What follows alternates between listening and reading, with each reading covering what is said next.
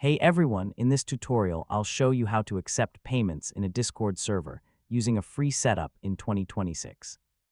So if you want to sell access, digital products, or memberships without spending money, this beginner guide will help you step by step.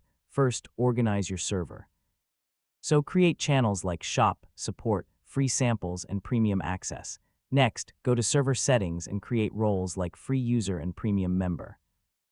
These roles will control who can access paid content. So use free platforms like Ko-Fi, Buy Me a Coffee, or PayPal links. Users pay outside Discord and you manually give them access.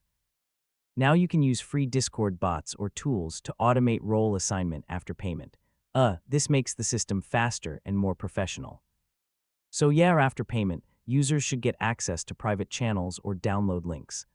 Keep everything organized and easy to find. Next, create a store channel where you list prices and benefits. Keep it simple so users understand what they are buying. Finally, promote your server on TikTok, YouTube, or Instagram, so more traffic means more payments. And that's how to accept payments in a Discord server with a free setup in 2026. Once you combine roles, payment links, and automation, you can start earning without any upfront cost. If this guide helped you, feel free to check out more online earning tutorials. Hey,